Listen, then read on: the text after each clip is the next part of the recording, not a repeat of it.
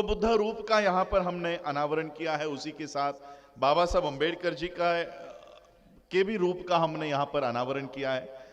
शुरुआत में आते ही हमने बाबा साहब का फोटो जो नीचे था उसको ऊपर उठा के बुद्ध के बगल में रख दिया।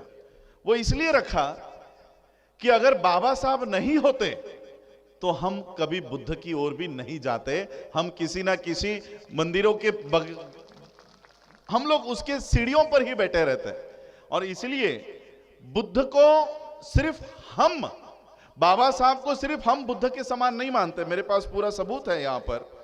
वर्ल्ड फेलोशिप ऑफ बुद्धिस्ट, जब बाबा साहब अंबेडकर परदेश में वर्ल्ड फेलोशिप ऑफ बुद्धिस्ट के कॉन्फ्रेंस में, उनके जीवन की आखिरी कॉन्फ्रेंस थी सन 1956 में, यानी बुद्ध वर्ष 2499। ये 2499 बुद्धिस्ट ईयर और इंडियन कैलेंडर, क्रिश्चियन कैलेंडर के अनुसार 1956 को बाबा साहब अंबेडकर जी जब बौद्ध धर्म की दीक्षा पहले खुद लेकर लाखों लोगों को देने के बाद बाबा साहब जब वर्ल्ड फेलोशिप ऑफ बुद्धिस्ट के कॉन्फ्रेंस में गए, तब वर्ल्ड फेलोशिप ऑफ बुद्धिस्ट का कॉन्फ्रेंस का प्रेसिडेंट क्या लिखा हुआ है देखिए उनके रिजोल्यूशन में। वो लिखते हैं कि just 1 month ago on 14th October 2499, यानी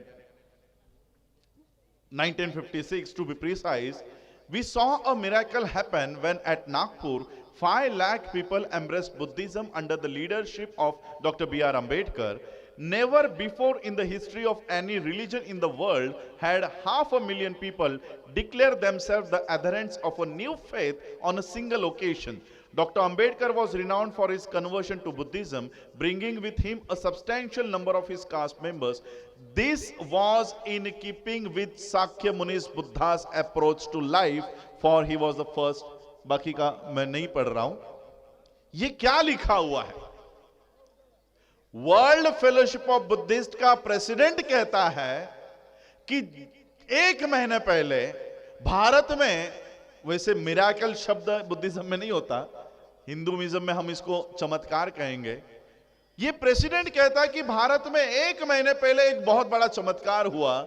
बाबा साहब अंबेडकर जी के नेतृत्व में 5 लाख लोगों ने बौद्ध धर्म की दीक्षा ली है। ये विश्व के किसी भी धर्म में ये बहुत पहली ऐसी क्रांति होगी जो ऐसे इतने बड़े संख्या में लोग किसी धर्म में प्रवेश कर रहे होंगे। बाबा साहब अंबेडकर जी ने वैसे ही काम किया है जैसे बुद्ध ने किया है। जब वर्ल्ड का प्रेसिडेंट बुद्ध और बाबा साहब में फर्क नहीं कर रहा, तो हम कौन होते हैं बाबा साहब को बुद्ध के पैरों के नीचे रखने वाले? हम कौन होते हैं? पूरा विश्व ये बाबा साहब अंबेडकर जी को बोधिसत्व मानता है और ये इसी रिजोल्यूशन में पास किया गया है। रिजोल्यूशन, ठहराव मंजूर करूं। बाबा साहब अंबेडकर जी को भारत रत्न कब मिला? कब मिला? 1990s में 91ला 1991ला बाबासाहेब आंबेडकरांना भारताचा एक छोटासा किताब, मी भारत रत्नाला छोटासा किताब म्हणतो, अभी तो ये भारत रत्न भी नहीं रहा, पकड़ पकड़ के ब्राह्मणों को दिया जा रहा है।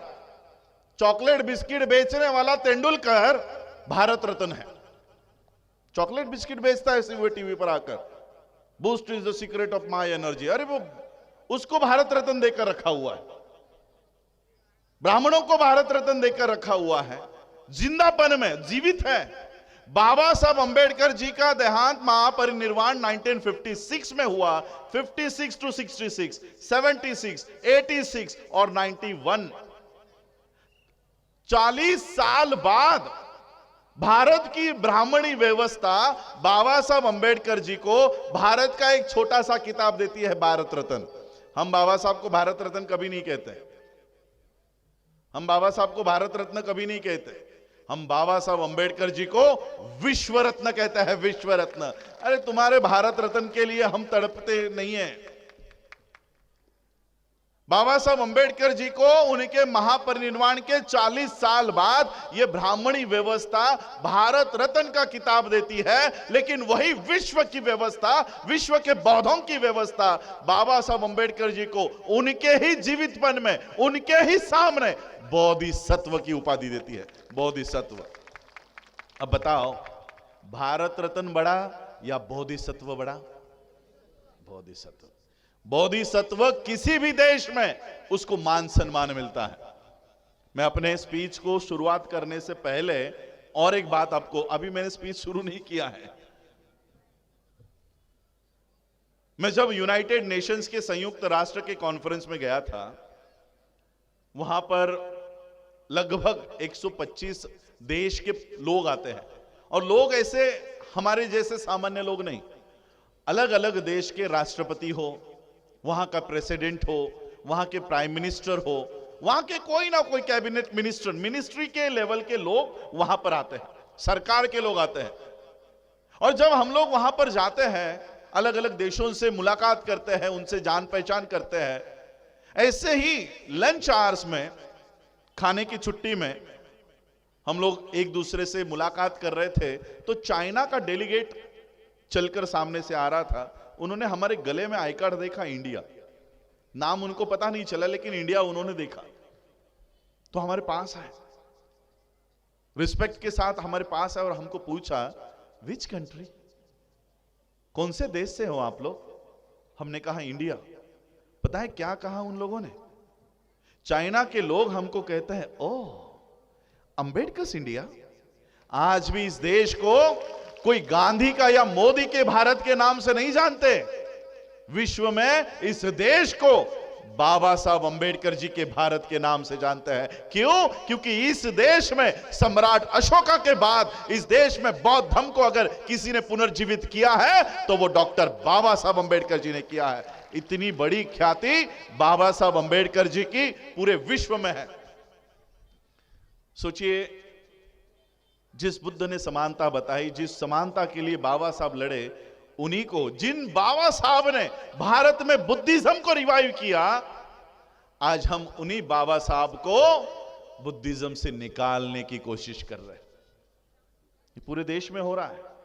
ये सिर्फ आपके गोंडपिंपरी में, चंद्रपुर में, महाराष्ट्र में नहीं हो रहा, पूरे देश में बाबा साहब अंबेडकर जी को बुद्धिज्म से बाहर निकालने की कोशिश हो रही है। बुद्धिज्म से बाहर निकाल। बुद्ध चाहिए, लेकर जाओ। आपको बुद्ध चाहिए, लेकर जाओ। श्रीलंका का चाहिए, लेकर जाओ। थाईलैंड के चाहिए, लेकर जाओ। बाबा साहब का नाम मत लो। बुद्ध को विष्णु के अवतार के तौर पर यह सरकार है पूजने को तैयार है, लेकिन वही बुद्ध 22 प्रतिज्ञा पर आधारित बुद्ध वो देने को तैयार नहीं है। आपको भी इस कॉन्फ्रेंस से बताना होगा हम कौन से बुद्ध को मानते हैं, विष्णु के अवतार वाले बुद्ध को या 22 प्रतिज्ञा वाले बुद्ध को। यह हम लोगों को जाहिर करना होगा इस ब्राह्मणी व्यवस्था को कि हम तुम्हारे बहकावे में आने वाले लोग नहीं हैं। हम तुम्हारे बहकावे में आने वाले लोग नहीं हैं। और मैं तो यह भी कहता हूं, हम बुद्धिस्ट भी नहीं हैं, हम बुद्ध नहीं हैं। जिन लोगों ने बुद्ध की रक्षा की वो नाग लोग हम हैं। आज भी इस देश में बुद्ध को दबाने की, बुद्ध को खत्म करने की कोशिश हो रही है, और हम वो नाग लोग हैं जिन्होंने बुद्ध की रक्षा की, और आज भी हमें आगे आकर इस बुद्ध की रक्षा करनी होगी। ये बुद्ध ब्राह्मणों को कब्जे में जाने के लिए तैयार हो रहा है।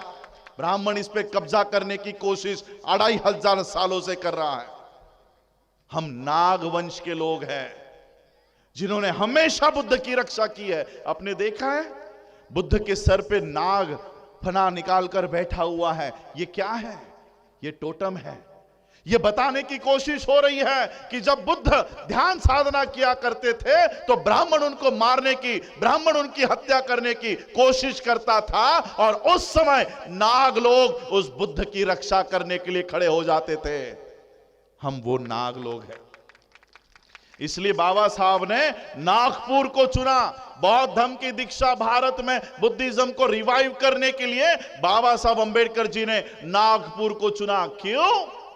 इसलिए क्योंकि इस नागपुर से नाग नदी बहा करती थी और उस नदी के किनारे हम नाग लोग रहा करते थे, जिन्होंने अफगानिस्तान तक जाकर बुद्ध के धम्म का प्रचार किया। ऐसे नाग लोग हम हैं। और इसलिए आज नेता हो या अभिनेता हो, ये दोनों घुस रहे हैं बुद्धिज्म में, दोनों बुद्धिज्म में घुस रहे हैं। और हम लोगों को पता नहीं है हम किस दिशा में जा रहे हैं। मुझे कभी कभी हमारे लोगों को देखने के बाद वो जो मराठीत आपण म्हणतो ना फासे पारधी समोर येतो, तो फासे पारधी त्याला जर तितर पक्षी पकडायचे असतात तो जाळं नाही टाकत, तो काय करतो माहित आहे, त्यांचा एक तितर ट्रेन केलेला तितर, उनका एक ट्रेन किया हुआ तितर पक्षी वो बाकी तितरों में भेज देता है, वो उनमें भेज देता है। और उनमें जाने के बाद वो बाकी के तितरों को लगता है अरे ये हमारा ही पक्षी है, हमारा ही भाई है, ये हमारे में आया है। और फिर वो उनको अच्छी अच्छी बातें बताकर सबको उस पंछी पकड़ने वाले के पिंजरे में लेकर जाता है। और हम कब गुलाम हो जाते हैं ये हमें भी पता नहीं चलता। मुझे आप लोगों को देखकर उन तीतर पक्षियों की याद आ रही। एक तीतर छोड़ा जाता है बुद्ध मूर्ति लेकर, हम उसके पीछे पीछे पीछे पीछे चले जाते हैं। हम उसके पीछे जाते हैं। मैं आज आपके कॉन्फ्रेंस में आने वाला नहीं था, मैंने कहा मुझे आज के आपके कॉन्फ्रेंस में नहीं आना है, आप श्री राम से ही आपके उद्घाटन करा लीजिए। देखिए, मैं किसी के प्रोफेशन के ऊपर, एक्टर है, एक्टर को अपना काम करते रहना चाहिए, उसको कल को अगर राम का नहीं विष्णु का भी रोल मिले तो उसको करना चाहिए, हम उसके खिलाफ नहीं है। लेकिन रोल के बाहर आने के बावजूद भी आप राम बन के घूमते रहो तो यह गलत है। राम बनने के पैसे मिले, आपने आपका किरदार निभाया, अब वापस बुद्धिस्ट हो जाओ। उसके बाद भी ये मेरे पास कई सारे फोटोज हैं जहां पर वो फॉरेन डेलीगेट्स को ओम के फोटो दे रहे हैं। आपको बुद्ध देते हैं, उनको ओम देते हैं। तो एक पत्थर पर अगर पैर रखो तो हम आपके पीछे आ सकते हैं, हम सर पर बिठा सकते हैं। और मैं इन महाशय को मैं 2018 से जानता हूं। मेरे संयुक्त राष्ट्र के, यूनाइटेड नेशंस के कॉन्फ्रेंसेस में हमारी मुलाकातें होती हैं। मेरी भारत के बाहर भारत के बौद्धों से कम और आरएसएस के ब्राह्मणों से ज्यादा मुलाकातें होती है, क्योंकि भारत का बौद्ध तो बाहर आता ही नहीं है। जो रियल बुद्धिस्ट है वो भारत के बाहर अभी तक आया ही नहीं है, वो अपने विहारों से, गलियों से, तहसीलों से बाहर आया ही नहीं है। बाहर कौन जा रहा है? जिनका बुद्धिज्म से कोई लेना देना नहीं, ऐसे लोग मुझे बाहर जाकर मिलते हैं, ऐसे लोग मिल रहे हैं। तो चलिए, आज का ये कार्यक्रम है, बुद्ध रूप का अनावरण आपने किया है, बाबा साहब के मूर्ति का अनावरण किया है। आप लोगों को बहुत बहुत बधाइयां देता हूं। लेकिन हम लोगों को बाबा साहब अंबेडकर जी ने बौद्ध क्यों बनाया? आप मूर्तियां, बुद्ध रूप, बाबा साहब के रूप आप बनाओ, एस्टैब्लिश करो, आप अपने गांव में लगाओ, लेकिन आपका हेतु क्या है? आपकी वजह क्या है? आप बौद्ध क्यों हुए हो? तुमचं बौद्ध होण्याचं कारण काय? इसी वर्ल्ड फेलोशिप ऑफ बुद्धिस्ट के रिजोल्यूशन में बाबा साहब अंबेडकर जी का स्पीच लिखा हुआ है। यह लिखते हैं रिजोल्यूशन में, doctor Ambedkar stated inter alia that the essence of Buddhism lay in working practically for one's freedom, economic, social and political freedom। Baba Saheb कह रहे हैं कि बौद्ध धर्म का मूल सार, मूल उद्देश्य किसी व्यक्ति के आजादी में है। और वो आजादी कौन सी? आर्थिक, सामाजिक और राजनैतिक। ये कहां बोल रहे हैं बाबा साहब? बुद्धिस्ट कॉन्फ्रेंस में बाबा साहब आजादी की बात कर रहे हैं, न्याय की बात कर रहे हैं। और कौन सा न्याय? आर्थिक, सामाजिक और राजनीतिक। यही शब्द मुझे और किसी दस्तावेज में भी मिलते हैं। यही शब्द, वो दस्तावेज क्या है पता है? भारत का संविधान। भारत के संविधान के पहले पन्ने पर बाबा साहब क्या लिखते हैं? आम्ही भारताचे लोक, भारताचे एक सार्वभौम समाजवादी धर्मनिरपेक्ष लोकशाही गणराज्य घडविण्याचा व त्यांच्या सर्व नागरिकास सामाजिक, आर्थिक व राजनैतिक न्याय देण्याचा संकल्प वगैरे ते जे पुढे आहे ते म्हणतात।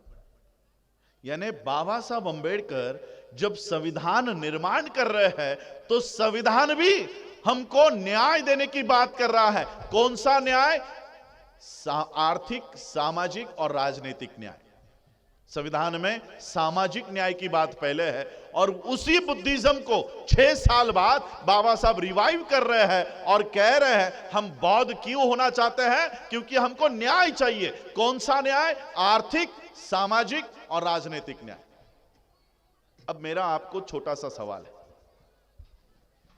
अगर इस देश का संविधान आपके न्याय के लिए बाबा साहब ने बनाया है, आपके सामाजिक, आर्थिक और राजनीतिक न्याय के लिए बाबा साहब ने अगर आपको 26 नवंबर 1949 को बाबा साहब अंबेडकर जी ने अगर आपको पहले से ही संविधान दे दिया है, तो फिर उसी बात के लिए बाबा साहब को बुद्ध की शरण जाने की जरूरत क्यों पड़ रही है?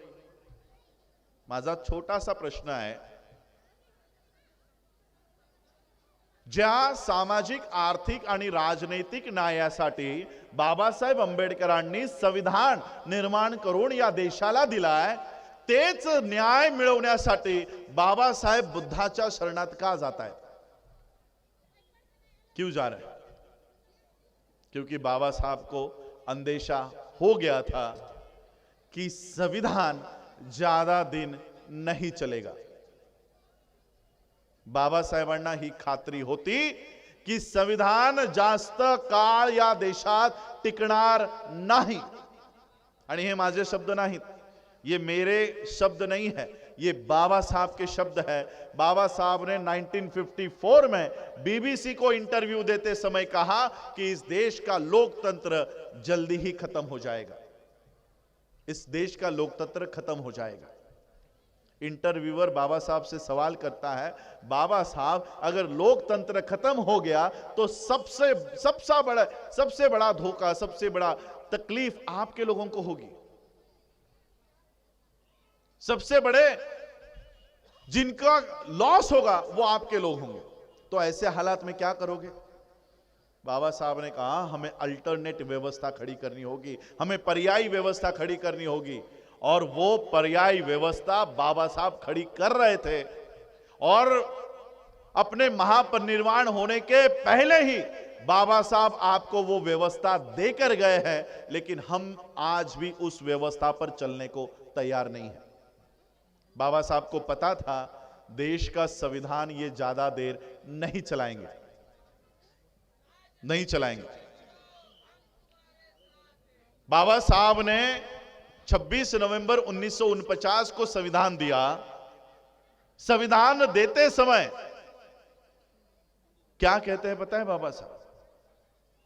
बाबा साहेब संविधान देताना म्हणतात, संविधान किती जरी उत्कृष्ट असला तरी याला चालवणारे लोक जर लायक नसतील, लायक नसतीलचा दुसरा अर्थ काय होतो? नालायक असतील। बरोबर है? बाबा साहब संविधान देते समय कह रहे हैं कि संविधान कितना भी अच्छा क्यों ना हो, इसको लागू करने वाले लोग अगर लायक नहीं है, इसका मतलब वो नालायक है, तो संविधान किसी काम का नहीं होगा, किसी काम का नहीं होगा। ये उस समय नेहरू के हाथ में संविधान जा रहा था और आज ये संविधान ऐसे लोगों के हाथों में है जिन्होंने संविधान इस देश में ना बने इसलिए आंदोलन किए थे। आरएसएस नाम का संगठन इस देश में संविधान बनाने के खिलाफ था आरएसएस या देशाचं संविधान बनू नये म्हणून संविधान सभेच्या बैठका तो उधळून लावत होता आणि म्हणून या देशामध्ये कायदेशीर बंदी आरएसएस वर आली होती. कायदेशीर म्हणतोय मी, कायदेशीर बंदी. आता एक बंदी आली पीएफआय वर, माहिती आहे तुम्हाला? पीएफआय वर बंदी आली, त्यांचे ऑफिस सील करण्यात आले, त्यांचे बँक अकाउंट बंद करण्यात आले, त्यांचे सगळे आंदोलन ठेचण्यात आले. तशीच बंदी आरएसएस वर आली का? कारण ते या देशाचं संविधान तयार होऊ देत नव्हते. वो इस देश का संविधान तैयार नहीं होने दे रहे थे, इसलिए ऑफिशियली आरएसएस पे बैन आया. अब मुझे बताओ, जो संगठना इस देश का संविधान नहीं बने इसलिए आंदोलन कर रही थी, आज उन्हीं के हाथ में देश का संविधान है. क्या वो देश को संविधान पर चलाएगी या खत्म करेगी? बताओ, संविधान को चलाएगी या संविधान को खत्म करेगी? खत्म करेगी. आज जी लोक सत्तेत आहेत त्यांच्या कार्यकाळामध्ये संविधान फळारूपाला चाललाय की अधोगतीला चाललाय? सांगा. वाढत चाललाय संविधान की संपत चाललाय? संपत चाललाय. मग अशा अवस्थेत जर बाबासाहेब आंबेडकरांनी हे ओळखलेलं आहे की संविधान एक दिवस संपुष्टात येणार आहे, मग काय बाबासाहेब आंबेडकर आम्हाला या ब्राह्मणी व्यवस्थेच्या स्वाधीन करून जातील का? नाही.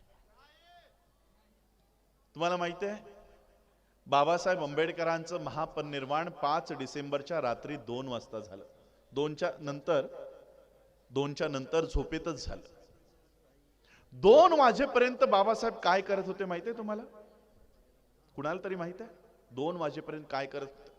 बाबा साहब अंबेडकर जी का महापरिनिर्वाण 5 दिसंबर के रात को 2 बजे के बाद हुआ. बाबा साहब अंबेडकर रात के 2 बजे तक द बुद्धा एंड हिज धम्मा, बुद्ध आणि त्यांचा धम्म, बुद्ध और उनका धम्म, ये ग्रंथ बाबा साहब अंबेडकर कंप्लीट कर रहे थे, पूरा कर रहे थे, उसकी प्रस्तावना लिख रहे थे. रात के 2 बजे तक बाबा साहब अपने बच्चों के लिए, ये मेरी प्रॉपर्टी मेरे बेटे के लिए, ये मेरी प्रॉपर्टी मेरे बीवी के लिए, ये मेरी प्रॉपर्टी मेरे बड़े भाई के बेटे के लिए, ऐसे उनकी प्रॉपर्टी की विल तैयार नहीं कर रहे थे. अपना समाज, मेरे लोग मेरे बाद बुद्ध की शिक्षा को कैसे पालन करते हैं वो देखने के लिए, वो निर्माण करने के लिए बुद्ध एंड हिज धम्मा तैयार कर रहे थे. अंतिम समय तक बाबा साहब के विचारों में, बाबा साहब के दिमाग में उनका परिवार नहीं था. आप लोग थे कि मेरे जाने के बाद ये लोग बुद्ध को सही तरह से पालन करें.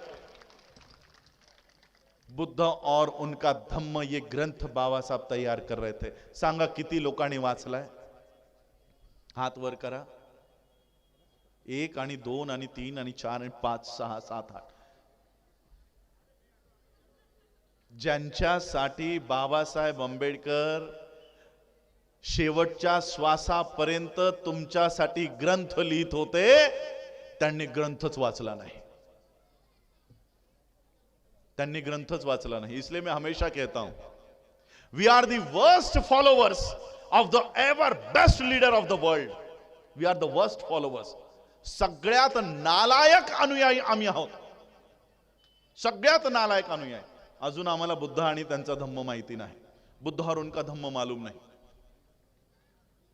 बाबा साहब अंबेडकरांनी बुद्ध तुम्हाला याच्यासाठी दिला कि अगर इस देश का संविधान तुम्हारी रक्षा नहीं कर पाया, इस देश का संविधान तुम्हारे हकों के लिए, तुम्हारे न्याय के लिए अगर नहीं इस्तेमाल में लाया, तो बुद्ध के पीछे चले जाओ. ये बुद्ध तुम्हारे लिए खड़ा होगा और ये बुद्ध तुम्हारी सामाजिक, आर्थिक, राजनीतिक न्याय की बात ये बुद्ध तुम्हारे लिए करेगा. बाबा साहब इसलिए हमको बुद्ध देकर गए, इसलिए हमको बुद्ध देकर गए.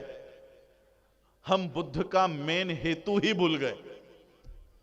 हमने उस बुद्ध को कभी सामाजिक न्याय का प्रणेता करके नहीं देखा, कभी आर्थिक न्याय का प्रणेता करके नहीं देखा, हमने कभी उसको राजनीतिक न्याय का प्रणेता नहीं देखा.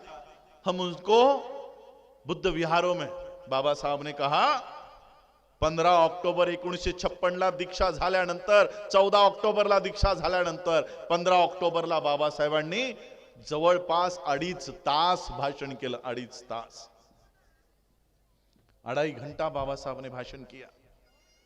क्या कहते हैं पता है बाबा साहब? मला माहिती आहे तुम्ही बुद्ध आणि धम्म वाचलं नाही, तुम्हाला ते भाषणही माहिती नसेल. 18व्या खंडात पाठ 3 मध्ये सखोल भाषण आहे, पूर्ण भाषण आहे. आम्हाला 18वां खंडच माहिती नाहीये, पाठ 3 कधी वाचणार आहोत. हमने आज तक बाबा साहब अंबेडकर जी का धर्मांतर के बाद का भाषण पढ़ा नहीं है. हमें पता ही नहीं हम बुद्ध क्यों हुए, हमें पता ही नहीं कि हमारी वजह क्या है. तो हम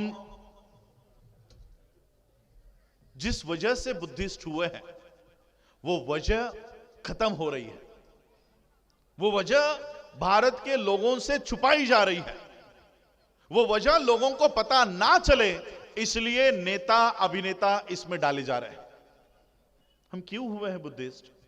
हमारी सामाजिक आर्थिक राजनीतिक प्रगति करने का यह मार्ग है, हम उसको भूल रहे हैं और हम सिर्फ मूर्तियों के पीछे भाग रहे हैं.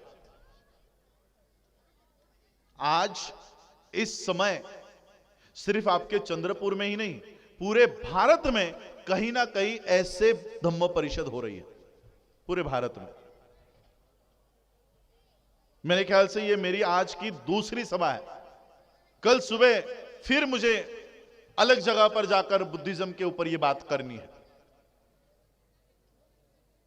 इतने बड़े पैमाने पर पूरे भारत में, पूरे वर्ल्ड में बुद्ध की धम्म की दीक्षाएं, बुद्ध धम्म की परिषदें, कॉन्फ्रेंसेस हो रही है.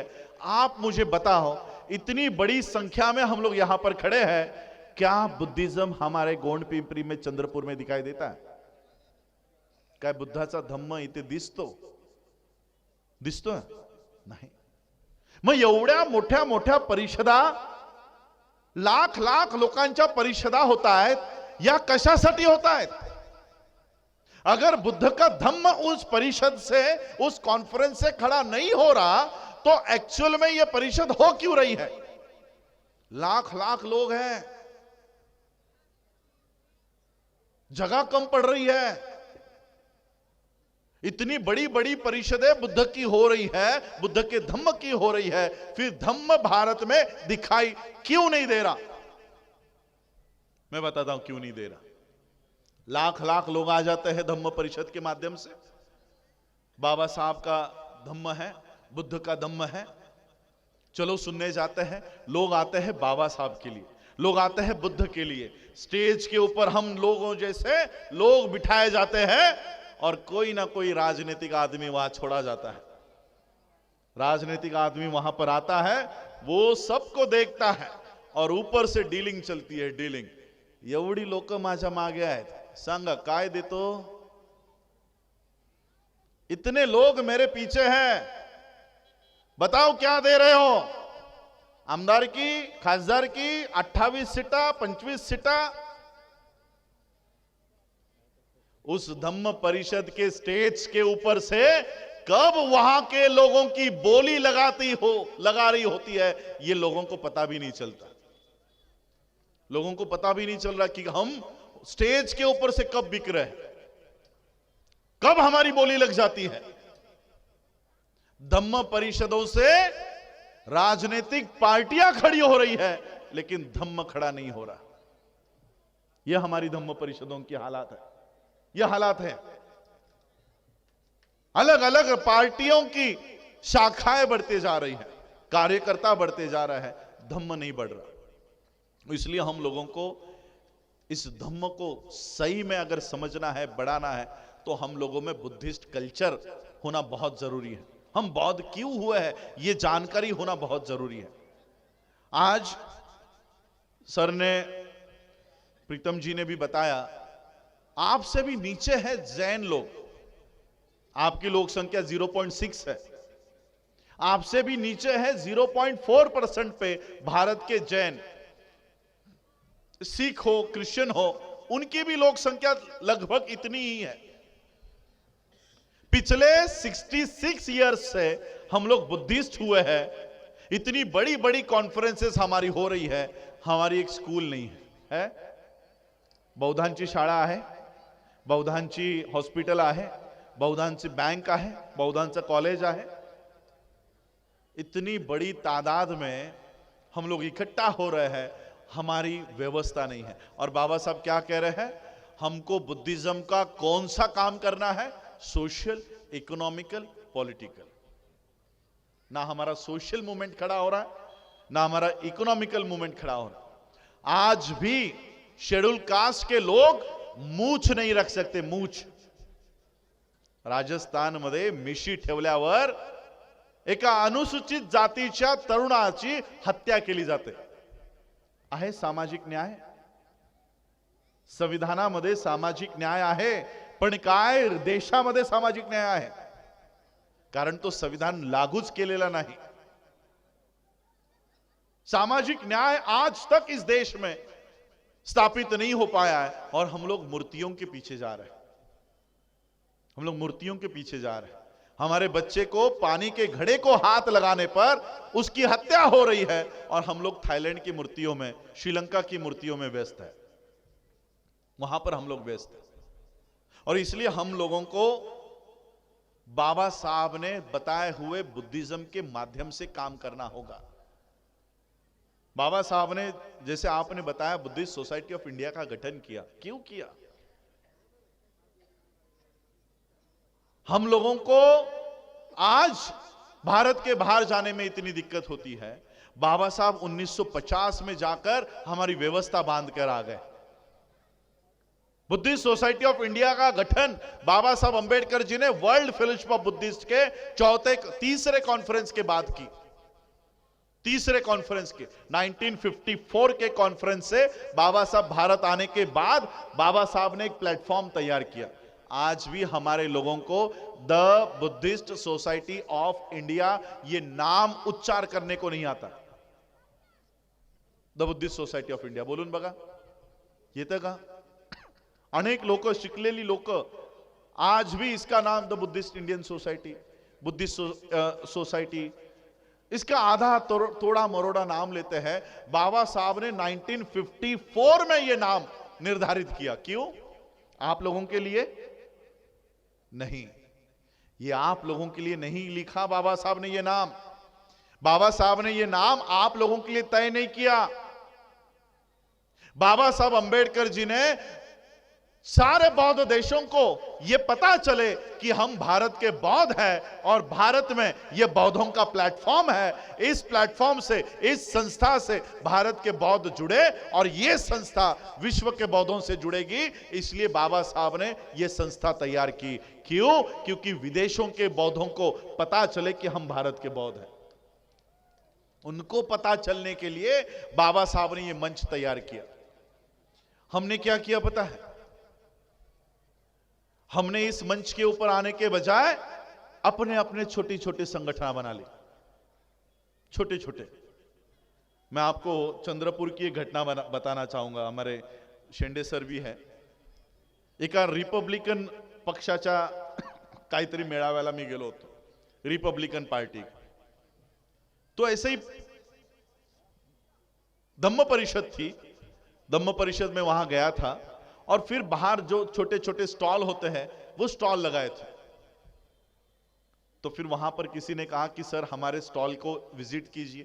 तो हम लोग वहां पर गए, तो वहां पर इंट्रोड्यूस किया गया कि ये हमारे आरपीआई ब्रैकेट फलाना फलाना के राष्ट्रीय अध्यक्ष हैं। मैंने कहा राष्ट्रीय अध्यक्ष आपकी पार्टी कौन से स्टेट में है? आता राष्ट्रीय अध्यक्ष व्हायला जवळपास अख्ख्या देशात तुम्ही काम केलं पाहिजे की नाही, मगच त्याला राष्ट्रीय अध्यक्ष बोलू। म्हणून मी त्यांना विचारलं की तुमची पार्टी कोणत्या कोणत्या राज्यात काम करते? नाही म्हणे आम्ही राज्यात काम नाही करत, सगळ्या राज्यात काम नाही करत। बोलो मग महाराष्ट्रात कोणत्या कोणत्या जिल्ह्यात तुमची पार्टी काम करते? नाही म्हणे आम्ही सगळ्या जिल्ह्यात काम नाही करत। बोलो मग तुमच्या अख्ख्या चंद्रपूरमध्ये काम करता का? बोले नाही नाही, आमची पार्टी फक्त तालुक्यापुरती आहे। पार्टी तालुक्याची, अध्यक्ष राष्ट्राचा। समझ रहे हो? पार्टी बनाई है तहसील के लिए और बना बैठा है उसका राष्ट्रीय अध्यक्ष। बाबा साहब ने संस्था बनाकर दी कि बुद्धिस्ट सोसाइटी ऑफ इंडिया का मंच पर आओ और विदेशों के बौद्धों से संपर्क करो। हमने अपने छोटे छोटे छोटे छोटे गुट बना लिए, छोटे छोटे गुट। आज पण तुम्ही लोक भारतीय बौद्ध महासभेचे सदस्य नसाल, आहात का कुणी नसाल, कारण तशी ड्राइवच कुणी चालवली नाही। इसके पहले कभी बुद्धिस्ट सोसाइटी ऑफ इंडिया की मेंबरशिप खुली ही नहीं की, तो मेंबर कहां से होंगे? मेंबर होण्यासाठी ती संस्था त्या पद्धतीने चालवावी लागते, ती संस्था त्या पद्धतीने चालली गेली नाही। बाबासाहेबांनी 1954 ला संस्था बनवली, 1955 ला संस्थेचं रजिस्ट्रेशन प्राप्त झालं आणि 56 ला बाबासाहेबांचं महापरिनिर्वाण झालं। या संस्थेला कोणी चालवायचं तसदीच घेतली नाही, सगळे पळाले राजकारणाकडे। आणि बाबासाहेब काय सांगतायत? न्याय कोणता? सामाजिक, आर्थिक, राजनैतिक। आता बाबासाहेबांना समज नसेल का की आधी राजनैतिक मग सामाजिक मग आर्थिक केलं पाहिजे? आमच्या लोकांना जास्त समजलं, आधी राजनैतिक, सबसे पहले राजनैतिक न्याय चाहिए, उसके बाद में सामाजिक, उसके बाद में आर्थिक का सोचेंगे। अगर यही सीक्वेंस होती तो बाबा साहब बुद्धिज्म में और संविधान के पहले पन्ने पर नहीं लिखते थे क्या? संविधान का पहला पन्ना उठाकर देख लो, हमको इस देश में न्याय प्राप्त करना है, लेकिन कौन से ऑर्डर में? पहले सामाजिक न्याय होना चाहिए, फिर आर्थिक न्याय होना चाहिए, फिर उसके बाद राजनीतिक न्याय होगा। और ये ऑर्डर पर मैं आपको गिना सकता हूं कौन काम कर रहा है। इस देश का जैन सामाजिक तौर पर वो इकट्ठा हो गया है कि नहीं? इकट्ठा जैनांमध्ये बघितलं का? हा जैनांचा ग्रुप, तो जैनांचा ग्रुप, सगळे जैन एकत्र आहे। सामाजिक तौर पर वो इकट्ठा हो गए। उसके बाद उन्होंने देश की अर्थव्यवस्था हाथ में ली। पूरी अर्थव्यवस्था आज जैनों के हाथ में है, पूरे भारत की अर्थव्यवस्था आज हाथ में है। इस देश का प्रधानमंत्री भी इलेक्शन से पहले 0.4% लोग जो अपना सरपंच नहीं बना सकते उनके पैर पड़ता है। कौन? देश का प्रधानमंत्री। बघितले ना ते काय म्हणतात त्यांच्या बाबांना? महंत असतात ते शंकराचार्य नहीं, वो जैनों के नहीं होते, मुनी, जैन मुनी।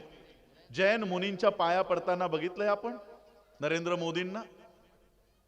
उनका तो वोट भी नहीं है, उनके इतने वोट नहीं है कि प्रधानमंत्री को उसके पैर पड़ने पड़े, लेकिन उनके पास अर्थव्यवस्था है।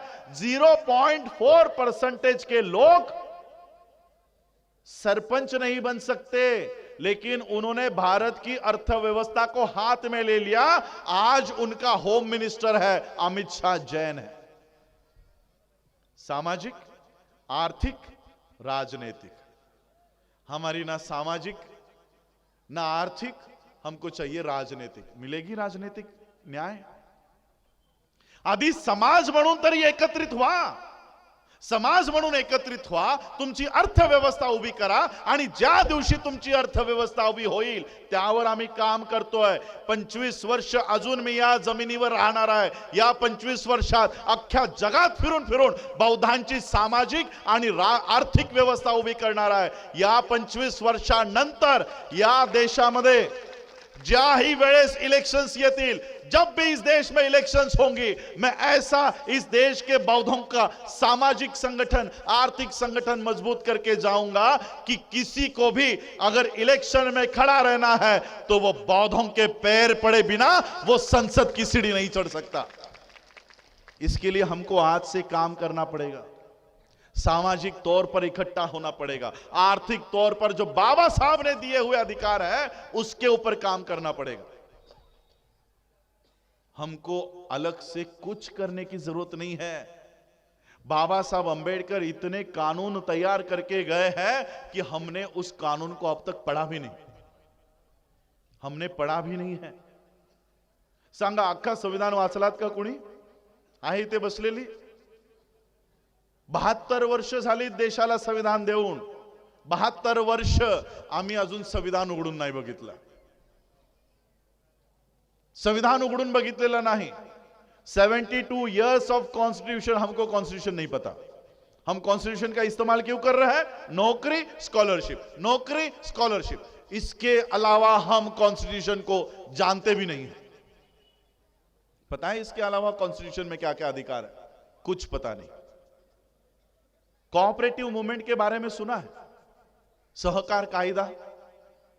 बाबासाहेब आंबेडकरांनी सहकार कायदा तयार केला का? तर माझ्या लोकांनी अर्थव्यवस्था ताब्यात घ्यावी. पण माझ्या लोकांकडे एवढे पैसे नाही. माझी लोक अर्थव्यवस्था ताब्यात कशी घेतील? कशी घेतील?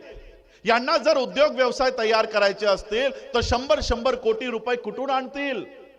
माझ्या लोकांकडे पैसे नाहीत. बाबासाहेबांनी कायदा तयार केला, सहकार कायदा. ठीक आहे, आमच्या लोकांकडे जर पैसे नसतील तर एकमेकांचं सहकार्य करून आम्ही ते पैसे उभे करू आणि शासनाला त्यांचा भाग द्यायला लावू. बाबासाहेबांनी सहकार कायदा तयार केला. सांगा किती लोकांनी या सहकार चळवळीतनं स्वतःचं भलं करून घेतलंय? हात वर करा. सहकार चळवळ कोण आहे? सहकार चळवळ चालवणार कोणी नाही. आम्ही आरपीआयचे 72 तुकडे करत चाललोत, पण सहकार चळवळीत उतरलो नाही.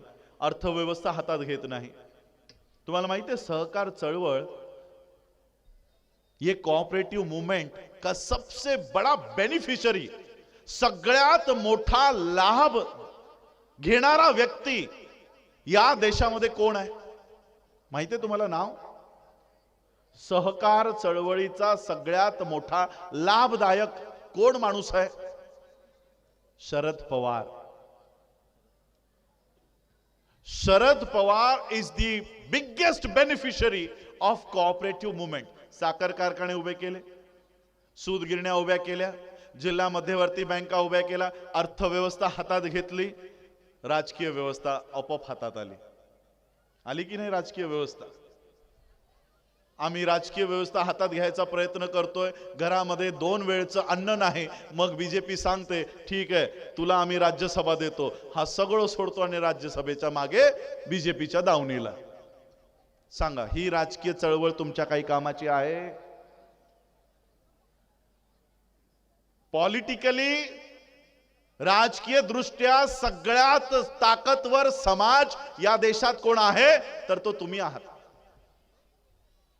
सगळ्यात राजकीय दृष्ट्या शक्तिशाली वर्ग, पॉलिटिकली सबसे ज्यादा ताकतवान इस देश में अगर कोई है तो वो आप लोग हो. 135 मेंबर ऑफ पार्लियामेंट आपके बैठे हैं संसद में. 135. पूरे देश में अलग अलग विधानसभाओं के 1,500 मेंबर ऑफ लेजिस्लेटिव्ह असेंबली, ज्याला आपण आमदार म्हणतो, हिंदी मध्ये विधायक म्हणतो, ऐसे 1,500 विधायक हमारे अलग अलग विधान भवनों में हैं. ये राष्ट्रपति से पहले शेड्यूल कास्ट का राष्ट्रपति देश के लिए था. तो सबसे ज्यादा पॉलिटिकली ताकतवर आप लोग है की नहीं? एवढी संख्या आमदार खासदारांची, एक राष्ट्रपती उपभोगलेले तुम्ही लोक, सांगा राजकीय दृष्ट्या किती ताकदवर असलं पाहिजे आपण? एवढी ताकद असतानाही या देशाचं संविधान जाळलं जातं. एकही खासदार तोंड उघडत नाही. या देशामध्ये सगळ्या पब्लिक सेक्टर, शासकीय सगळ्या व्यवस्था विकल्या जात आहेत. एकही आमदार खासदार बोलत नाही. मनीषा बाल्मिकीचा रेप होऊन, बलात्कार होऊन तिची हत्या केली जाते. पोलीसवाले रात्रीच्या 2 वाजता तिचं शव जाळून टाकतात. एकही आमदार खासदार तोंड उघडत नाही. सांगा 135 खासदार, 1,500 आमदार, एक राष्ट्रपती, काय चाटायचं आहे? चाटायचं आहे त्याला? ही राजकीय ताकद तुमच्या काही कामाची आहे का? कामाची नाही ही ताकद. ही याच्यासाठी ताकद कामाची नाही कारण तुम्ही तुमची सामाजिक आणि आर्थिक व्यवस्था उभी केली नाही. ही उभी न करता जी व्यवस्था तुम्ही उभी केली ती बांड व्यवस्था आहे. तिच्यातनं काहीही निर्माण होणार नाही. तुम्ही यांना आमदार म्हणता है ना, हम लोग इनको क्या कहते हैं, खासदार साहेब, आमदार साहेब। हम लोग इनको आमदार खासदार बोल रहे हैं, राष्ट्रपति बोल रहे हैं, मंत्री बोल रहे हैं, राज्यसभा के मेंबर बोल रहे हैं। बाबा साहब क्या बोलते हैं पता है, लिख कर गए हैं, लिख कर, what Congress and Gandhi have done to the untouchables में बाबा साहब अंबेडकर इनको एक नाम लिख कर गए। क्या बाबा साहब कहते हैं कि हमारे एमएलए बना दिए, एमपी बना दिए, संसद में भेज दिया, अब वो वहां पर जाने के बाद मुंह तक नहीं खोलते, मुंह तक नहीं खोलते। ये कौन है, ये एजेंट्स है, एजेंट्स। एजंटला मराठीत काय बोलतात, दलाल। तुम्ही त्यांना नेता म्हणता, बाबासाहेब त्यांना दलाल म्हणताय। ज्यांना तुम्ही नेता म्हणताय, ज्यांना तुम्ही आमदार म्हणताय, खासदार म्हणताय, त्यांना बाबासाहेब दलाल बोलून गेलेले आहेत, दलाल। आणि अशा दलालांच्या मागे तुम्ही जाताय। म्हणून आम्हा लोकांना बाबासाहेब आंबेडकरांनी आंतरराष्ट्रीय दर्जाचा प्लॅटफॉर्म देऊन गेले की या मंचावर या आणि इथून परदेशात जा, परदेशातल्या बौद्धांना तुमच्या व्यथा मांडा आणि तिथून तुमचे अधिकार उभे करा, तिथून तुमचे अधिकार घेऊन या। मी माहिती आहे 2018 ला पहिल्यांदा बाबासाहेबांच्या या वर्ल्ड फेलोशिप ऑफ बुद्धिस्टचं ज्यावेळेस लक्षात आलं त्यावेळेस मी पहिल्यांदा इकडे गेलो, 2018 साली। 2018 ला इकडे गेल्यानंतर फक्त आम्ही पाहणी केली की काय असते वर्ल्ड फेलोशिप ऑफ बुद्धिस्ट, काय परिषद असते। 5 दिवसाची परिषद असते, 5 दिवसाची। सकाळी 5 ला उठायचं, 6 ला नाश्ता करायचा, 7 ला बसमध्ये बसायचं, युनिव्हर्सिटीला जायचं, संध्याकाळी 6 वाजेपर्यंत 7 वाजेपर्यंत त्या कॉन्फरन्सेस चालतात। या 5 दिवसाच्या कॉन्फरन्स सगळ्या नोटिंग केलं, काय काय चालतं सगळं बघितलं आणि बघितल्यानंतर भारतात आलो। तिकडेच आम्ही डोक्याला हात लावून घेतलं की आम्ही किती मोठं नुकसान स्वतःचं केलंय। बाबासाहेब कधी गेले, 1956 ला शेवटचं वर्ष होतं। 1950 ला गेले, 1954 ला गेले आणि 1956 ला गेले। 3 कॉन्फरन्सेस बाबासाहेब गेले। त्यानंतर डायरेक्ट आपण कधी गेलो, 2018, 56 to 66, 66 to 76, 86, 96, 2006, 2016, 62 वर्षानंतर आपण गेलो। किती, 62 वर्ष। किती मोठं नुकसान केलं माहिती आहे आपण। 62 वर्षानंतर 2018 ला मी पहिल्यांदा गेलो, सगळी पाहणी केली आणि तिकडे जाऊन कळलं की भारताचे बौद्ध खरे कोण आहेत, तिवारी, त्रिपाठी, देशपांडे, जोशी, सगळ्यांची लिस्ट लिहून ठेवली होती। इंडिया मधून कोण आलंय, तिवारी आणि त्रिपाठी। एक बौद्ध भिक्खू बसले होते आमच्या त्या भारताच्या डेलिगेट्स मध्ये। मी बोलो असा कोणता बौद्ध भिक्खू असतो जो शेंडी ठेवतो। शेंडी ठेवलेला बौद्ध भिक्खू मी पहिल्यांदाच बघितला होता। आणि नंतर लक्षात आलं की भारताचे ब्राह्मण चिवर घालून तिकडे परिषदेला अनेक वर्षापासून हजेरी लावतात, अनेक वर्षापासून। जे 62 वर्ष आम्ही तिकडे गेलो नाही, तिकडे कोण गेले, सगळे ब्राह्मण गेले। तिथे जेव्हा मी आजही 2022 ला आता जाऊन आलो मी तिथे, काय म्हणतात माहिती आहे, जेव्हा त्यांना कळतं ना इंडियातून आलं, oh India, this time India is very lucky. यावेळेस भारत खूप नशीबवान आहे म्हणे। म्हणजे कसं काय नशीबवान, आम्हाला जरा सांगा। म्हणून तुम्हाला तर बौद्ध प्रधानमंत्री मिळाला। त्याला बोललो तुम्हाला कोणी सांगितलं आमचा प्रधानमंत्री बौद्ध आहे, आमचा प्रधानमंत्री बौद्ध कोणी सांगितलं। म्हणजे का नाही आहे, म्हणजे बौद्ध असता तर त्याने बौद्ध धम्माच्या दीक्षा समारंभावर बंदी आणली असती का। गुजरात मध्ये कायदा आहे, आमच्यावर गुजरात मध्ये एफआईआर है, गुजरात में हमारे ऊपर एफआईआर है। क्यों, क्योंकि इन्होंने बुद्धम शरणम गच्छामि बोला और 22 प्रतिज्ञा ली, धर्मांतर केलं म्हणून। एंटी कन्वर्जन लॉ गुजरात मध्ये इम्प्लिमेंट झाला सुद्धा, यूपी मध्ये लागू झाला। आता हळूहळू अख्ख्या देशभर सुरू होईल. एकीकडे तुम्हाला बुद्धाच्या मूर्त्या देतायत, दुसरीकडे तुमचं बौद्ध धर्मांतर संपवतायत. आता तुम्ही बौद्ध होऊ शकणार नाही. बौद्ध व्हायचं असेल कलेक्टरकडे जा, निवेदन द्या, ॲफिडेव्हिट द्या, सगळी प्रोसेस करा. आता सांगा सामान्य माणूस हे सगळं करू शकतो का? नाही. बाबासाहेब आंबेडकरांच्या धम्मदीक्षेला किती लोकांनी ॲफिडेव्हिट दिले होते? किती लोकांनी कलेक्टर कडे जाऊन अर्ज केले होते? पण सगळे बौद्ध होते, अडाणी होते, पण बौद्ध होते. आम्ही शिकलेलो आहोत, आम्ही बौद्ध नाही. कळलं चेंज? त्या अडाणी लोकांकडे शेना मातीच्या बुद्धाच्या मूर्त्या होत्या, पण ते बौद्ध होते. आमच्याकडे पितळेच्या, पंचधातूच्या, श्रीलंकेच्या, थायलंडच्या मूर्त्या आहेत, आम्ही बौद्ध नाही. लक्षात येतं? Comparative analysis. तुलना करा तुमच्या पूर्वजांसोबत, तुमच्या आजी आजोबांसोबत. त्यांनी बाबासाहेबांचं ऐकून, बाबासाहेब आंबेडकरांच्या पावलावर पाऊल ठेवून ते बौद्ध झाले. अक्षरशः 2-2 दिवस, 3-3 दिवस पायी जाऊन ते घरी पोहोचले. घरी गेल्यानंतर पहिलं काम काय केलं माहितीये त्यांनी? चालत चालत काही लोक आली होती. आता इकडे तेलंगणाहून लोक आली, तशी अनेक राज्यातून, मध्य प्रदेशहून, तेलंगणाहून, जवळच्या प्रांतातून ही लोक आली.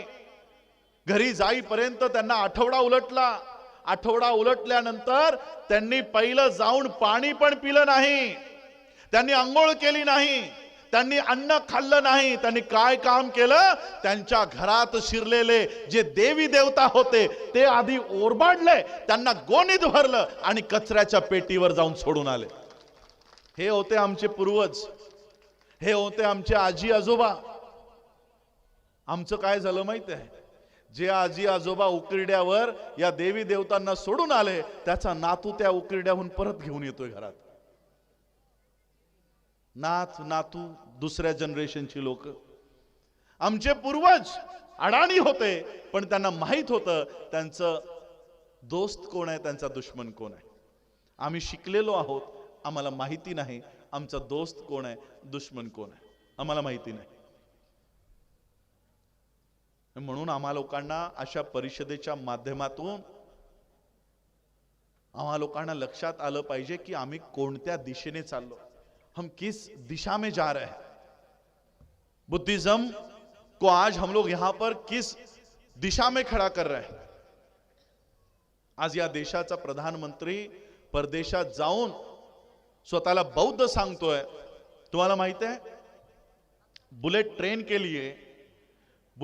के लिए प्रधानमंत्री नरेंद्र मोदी ने जापान से 7,500-8 हजार करोड़ से भी ज्यादा पैसा लिया है. डॉलर्स में, रुपयों में नहीं कह रहा हूं, डॉलर्स में. और पहले 25 या 50 साल तक वो रिपेमेंट भी नहीं करने वाले. जापान ने कहा है कि हमको रिपेमेंट भी नहीं चाहिए. क्यों? बुद्ध का देश है, बुद्ध की धरती है. उस बुद्ध के देश को अर्थ सहायता चाहिए तो हम उसको आर्थिक सहायता देने के लिए तैयार है. हजारों करोड़ डॉलर्स इस देश का प्रधानमंत्री या बुलेट ट्रेन के लिए ला रहा है. क्या बताओ ये बुलेट ट्रेन आपके काम की है? यहां कौन बैठेगा पता है? हीरे व्यापारी गुजरात में बैठेगा, 1 घंटे के अंदर मुंबई में. हीरे व्यापारी मुंबई से गुजरात जाएगा. बुद्ध का पैसा बुद्ध के देश ने दिया, भारत में आया और वो आकर ब्राह्मणी व्यवस्था के स्वाधीन हो गया. क्यों? क्योंकि लेने वालों के कगार में हम खड़े नहीं हैं. बुद्ध तो देने के लिए खड़ा है आपको. बुद्ध आपको शिक्षा देने के लिए खड़ा है, बुद्ध आपको अर्थव्यवस्था देने के लिए खड़ा है. लेकिन हम कहां है पता है? आम्ही मरी आईच्या जत्रेला, आम्ही खंडोबाच्या वारीला. इथे चपराळा, हे काय आहे? चपराळा, वित्तू बाबा. बुद्ध आपको देने के लिए तैयार है. सोचो, अगर इतने ही आपके ये देवी देवता पावरफुल होते तो नरेंद्र मोदी को बुद्ध की मूर्तियां उठाने का कोई जरूरत पड़ती? कोई पड़ती बुद्ध को उठाने की जरूरत? सोचो उस आदमी के ऊपर कितना अत्याचार है। नरेंद्र मोदी के ऊपर इस देश का प्रधानमंत्री जिसका पूरा पूरा बचपन पूरी जवानी संघ के ट्रेनिंग में हुई, जो बुद्ध से नफरत करते हैं, जो बुद्ध को खत्म करने के लिए काम करते हैं, उस आदमी के ऊपर कितना बड़ा अत्याचार हो रहा है कि उसको बुद्ध की मूर्ति लेनी पड़ रही। सोचो कितनी मजबूरी में वो बुद्ध को छूता होगा, कितनी मजबूरी में, कि जिस बुद्ध को मैं तबाह करना चाहता हूं, जिस बुद्ध को मैं नष्ट करना चाहता हूं, मैं आज इतना मजबूर हो गया हूं कि वो बुद्ध मुझे हाथ में लेना पड़ रहा है। उस मोदी को उस बुद्ध की ताकत पहचानने में आ जाती है, लेकिन हम बुद्ध की ताकत को नहीं जान रहे। ये बुद्ध आपको बाबा साहब देकर गए हैं, आपको देकर गए हैं, लेकिन वो बुद्ध ये लोग लेकर भाग रहे हैं और हम उनके देवी देवताओं को लेकर बैठे हुए हैं, उनके देवी देवताओं के चक्कर में बैठे। हम किसी देवी देवताओं का अपमान नहीं कर रहे, हमने वो कल्चर छोड़ दिया है। जब छोड़ दिया है तो बुद्ध को ही अपनाओ। एकदा थुकलेलं परत चाटता का? थुकलं तर थुकलं, परत बघता कशाला? थुकलं ना एकदा। मी श्रामणेर असताना माझा एक प्रसंग तुम्हाला सांगतो। मेरा एक प्रसंग आप लोगों को बताता हूं। जब मैं श्रामणेर था तो अलग अलग लोग मुझे बुला रहे थे, सर मेरे यहां पर आओ, वंते जी मेरे यहां पर आओ।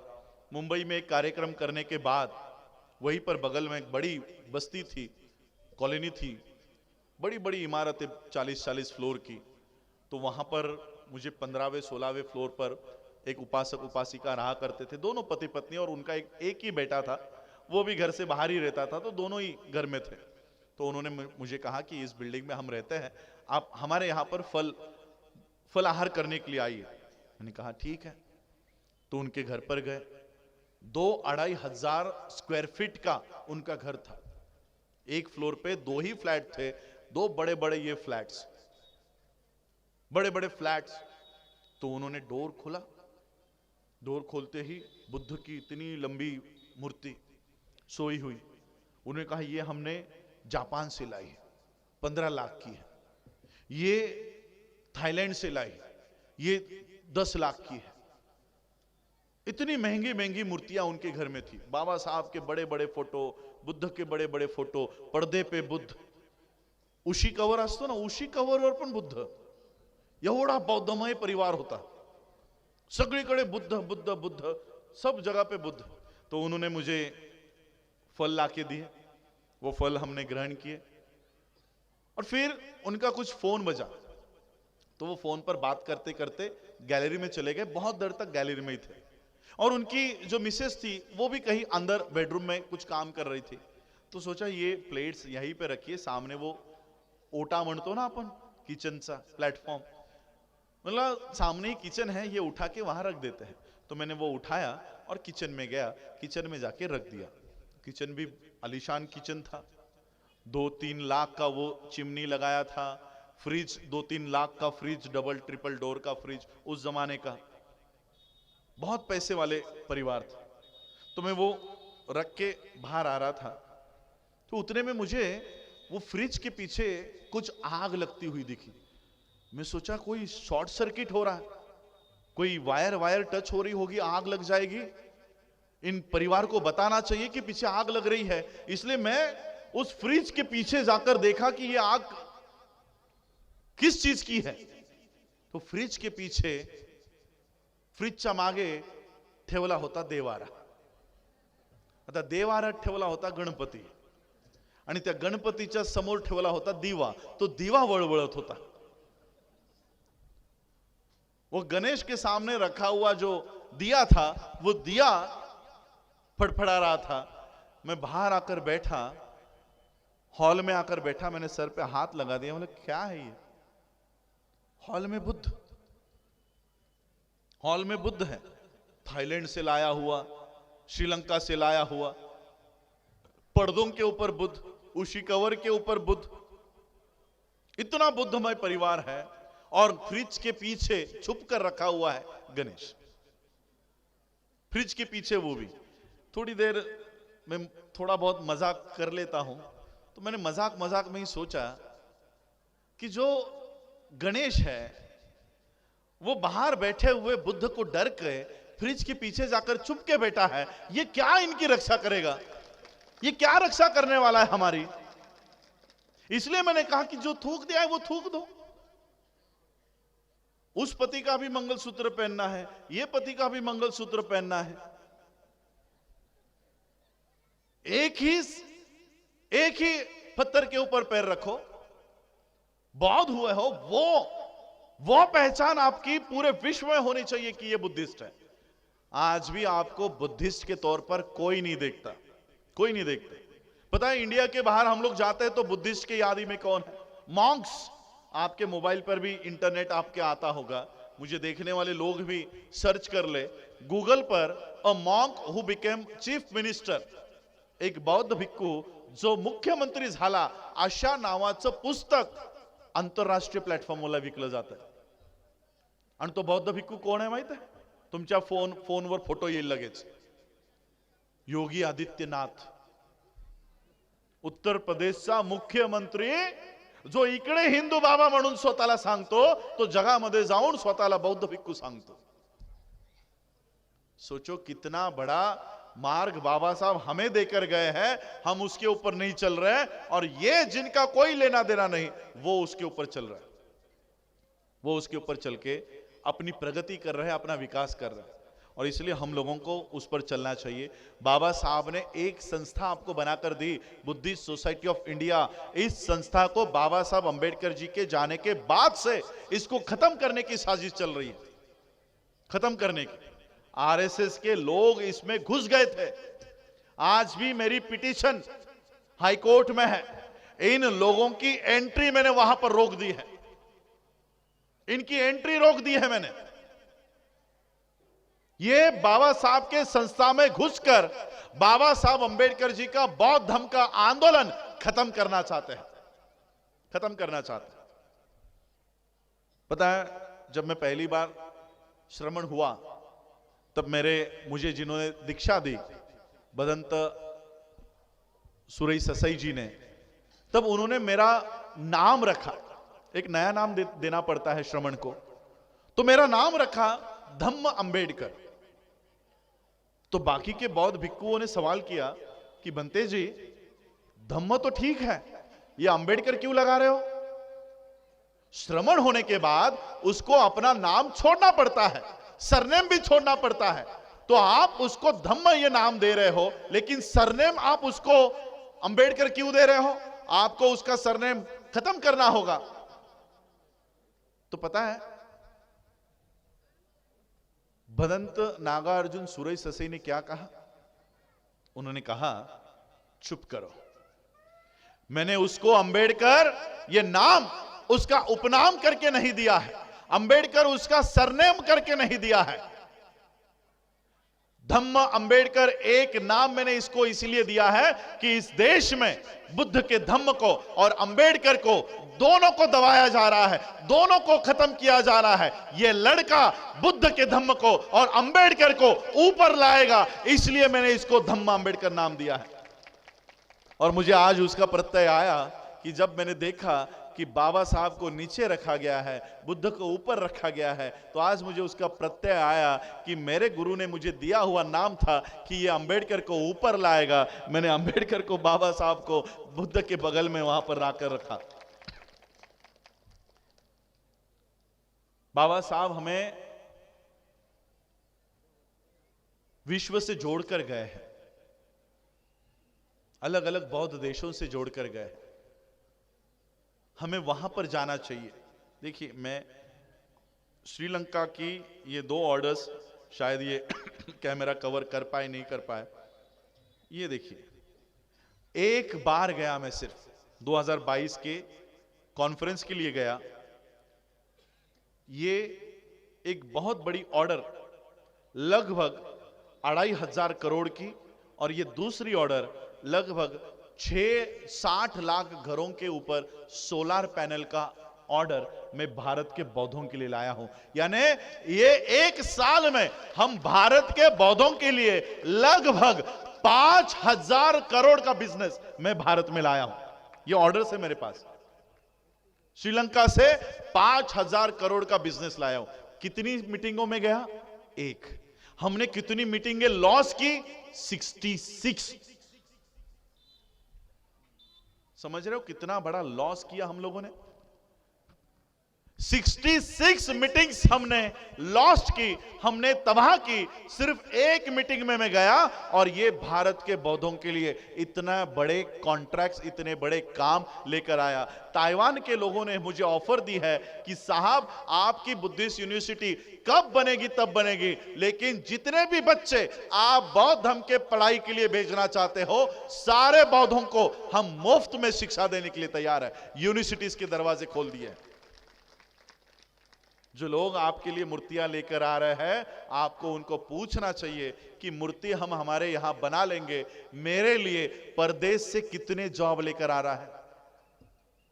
मेरे लिए परदेश से कितनी यूनिवर्सिटी लेकर आ रहा है? हमारे लोगों को, भारत के लोगों को, जो लोग भारत के बाहर से आपको मूर्तियां में अटका कर रखना चाहते हैं, उनको सवाल करना होगा। हम मूर्तियों को तो ले रहे हैं, लेकिन हमें जॉब्स और एजुकेशन के बारे में बताओ। आपको पता है, आपको एक मूर्ति देते हैं, उसका फोटो ये वहां पर दिखाते हैं और वो कहते हैं कि भारत के बौद्धों का मैं असली नेता हूं, सारा पैसा मुझे दो। आपसे भी लेते हैं, वहां से भी लेते हैं, आपसे भी ले रहे हो फ्री में उनको, उनका आप मंच आपका, वो सिर्फ अपना प्रोफाइल तैयार कर रहे हैं, वो सिर्फ अपनी फाइल तैयार कर रहे हैं। ये सारे आपके फोटोज, ये सारे आपके दान दिए हुए वीडियोस वो वहां पर जाकर दिखाएंगे और सबको क्या बताएंगे कि भारत में बौद्ध मूवमेंट मैं ही चला रहा हूं। इसलिए उनको पूछना आपकी जिम्मेदारी है कि बताओ कितने बिजनेस हमारे लिए लाए? बुलेट ट्रेन मोदी के लिए, गंगा की सफाई के पैसे योगी के लिए, सीमेंट्स का सारा कॉन्ट्रैक्ट अडानी के लिए। बताओ बौद्ध देश आपको क्या कर रहे हैं? सारा बिजनेस, एजुकेशन ब्राह्मणों को और मूर्तियां हम लोगों को। यह सवाल हम लोगों को करना होगा। बाबा साहब अंबेडकर जी ने बुद्धिस्ट सोसाइटी ऑफ इंडिया का निर्माण इसलिए किया कि हम इन बौद्ध देशों से जुड़े और वहां से अपने अधिकारों को लाए। हम वहां पर आने को तैयार नहीं है। हमने छोटे छोटे संस्थाएं बना ली। आज पता है अंबेडकर नाम से इस देश में 1 लाख से भी ज्यादा संस्थाएं काम कर रही है। 1 लाख से भी ज्यादा अंबेडकर नाम से। बुद्ध के नाम से अलग, गुरु रविदास जी के नाम से अलग, कबीर के नाम से अलग, फुले के नाम से अलग, शिवाजी के नाम से अलग। ऐसी हमारी बहुजनों की 10 लाख संस्थाएं काम कर रही है। और गली गली में हमारे राष्ट्रीय अध्यक्ष बैठे हुए हैं। गली गली में यहां पर भी 10-12 राष्ट्रीय अध्यक्ष बैठे होंगे, जो अपने तहसील के बाहर नहीं गए, जो अपने गांव के बाहर नहीं गए। ऐसे राष्ट्रीय अध्यक्ष हमारे पास है। मैं उनके ऊपर टीका नहीं कर रहा हूं, मैं आपको बताना चाह रहा हूं। ऐसे गली गली में छोटे छोटे लेवल पर काम करते रहोगे तो एक दिन खत्म हो जाओगे। बाबा साहब ने जो मंच राष्ट्रीय अंतरराष्ट्रीय बनाकर दिया है, वहां पर आओ, वहां पर आकर काम करो, यहां पर गुटबाजी मत करो। देखिए आज महाराष्ट्र में शिवसेना और भाजपा दोनों में बहुत बड़ी लड़ाई चल रही है, पता है आपको ना? अब तो उनका पार्टी भी भाजपा वालों ने, ब्राह्मणों ने तोड़ दिया। राजनीति में दोनों एक दूसरे के कट्टर दुश्मन है कि नहीं? देवेंद्र फडणवीस और उद्धव ठाकरे दोनों में राजनीतिक युद्ध है कि नहीं? लेकिन अब मुझे बताओ, क्या उद्धव ठाकरे और फडणवीस का हिंदुत्व अलग अलग है कि एक है? एक ही। उनकी राजनीतिक लड़ाई चल रही है, लेकिन दोनों हिंदुत्व के मुद्दे पर एक होते हैं। अरे उनसे सीखो, उनका मुख्यमंत्री पद है, फडणवीस के पास, शिंदे के पास, ठाकरे के पास खोने के लिए मुख्यमंत्री पद है, लेकिन धर्म के नाम पर वो दोनों एक हो रहे। हमारे पास खोने के लिए कुछ भी नहीं है क्या? आए कोणीतरी मुख्यमंत्री बसलेला, कोणी सरपंच आए, हमारे पास खोने के लिए कुछ भी नहीं है, फिर भी हम बुद्ध के नाम पर एक नहीं हो रहे। हो रहा है क्या एक? इसलिए मैं आप लोगों को कहना चाहता हूं, आता आपण विहारात गेलो, विहारात जाताना पहिलं काम काय केलं आपण? चपला आणि बुट बाहेर ठेवली की नाही? बौद्ध विहार में जाते समय जिस तरह से आप अपने चप्पल और जूते बाहर रखते हो, उसी तरह से बौद्ध धर्म का काम करते समय अपनी अपनी राजनीतिक पार्टियां बाहर रखो और बुद्धिस्ट होने के माध्यम से एक होकर काम करो। जब तक आप अपने धर्म के लिए इकट्ठा होकर काम नहीं करोगे, आप लोगों को कोई नहीं पूछेगा। आमच्यात काय माहितीये, आज राजरत्नची सभा आहे, त्याच्या सभेला नाही जायचं, आपली बाळासाहेबांची उद्या आहे, आपण त्याला जाऊ, आहे की नाही?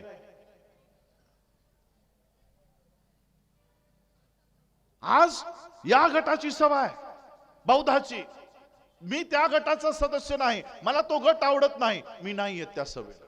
ये हो रहा है हम लोगों में। धम्म में हमने धम्म जो हम लोगों को जोड़ने के लिए दिया गया है, हम उसमें भी डिवाइड कर रहे हैं, हम उसको तोड़ रहे हैं। और इसलिए बुद्धिस्ट सोसाइटी ऑफ इंडिया के माध्यम से हम लोगों को ये मूवमेंट हम लोग चला रहे हैं। मैं आपको, क्योंकि मुझे भी आगे चलना है, एक्चुअली मैं 4 बजे मैंने कहा था कि 4 बजे आप मुझे माइक दीजिए, 6 बजे मुझे निकलना है, फिर 3-4 घंटे 5 घंटे ड्राइव करके नागपुर पहुंचना है, फिर मुंबई पहुंचना है। तो अधिक मैं नहीं कहूंगा, मैं और एक जाते जाते एक बात आपको बताना चाहता हूं।